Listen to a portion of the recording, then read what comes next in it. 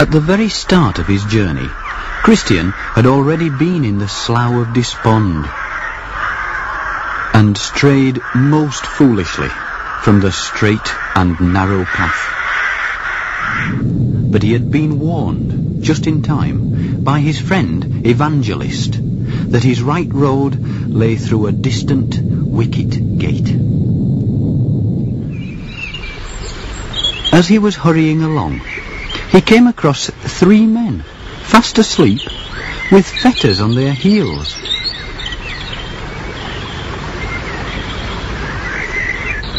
They were called Simple, Presumption, and Sloth. Christian knew that to sleep on that particular road was like sleeping in the rigging of a ship when a storm was brewing. "Wake up!" he cried, "and I will help you off with your irons." But they only opened one eye at him and yawned. "I see no danger," said Simple. "Oh, I want to go on sleeping," said Sloth. "Every tub must stand on its own bottom," said Presumption. Then they all 3 rolled over and went to sleep again.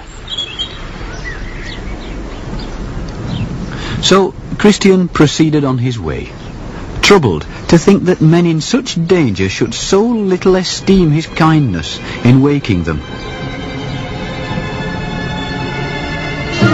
We are now to learn how wise it was of Christian to warn them. For as he drew nearer the gate, he saw that it was firmly closed. And even as he reached it, he felt the wind of an arrow swish past his ear and bury itself in the woodwork. Looking round in terror, he now saw on the opposite hill a strong castle with a host of dark, menacing figures on the battlements.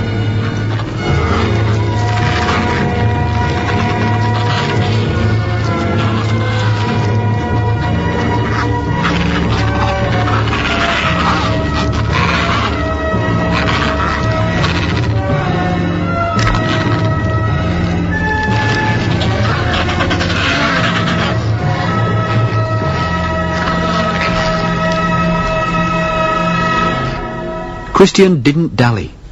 He knocked with all his might. A second arrow narrowly missed him.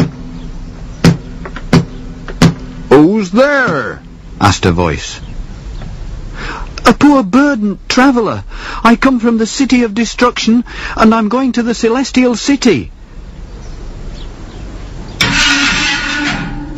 To his relief, the gate was quickly opened, and a hand pulled him in. Then Christian asked the guardian of the gate, whose name was Goodwill, "What mean these arrows?"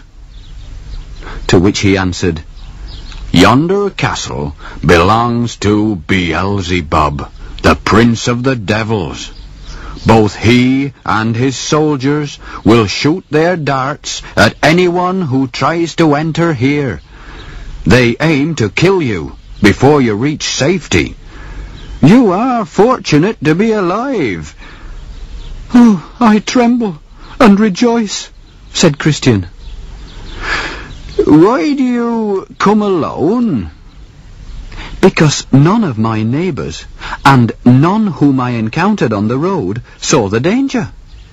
But I'm not one to talk. I also nearly turned aside, persuaded by the arguments of Mr. Worldly Wise Man. And I don't know what would have become of me had not Evangelist met me again when I was musing in the midst of my dumps."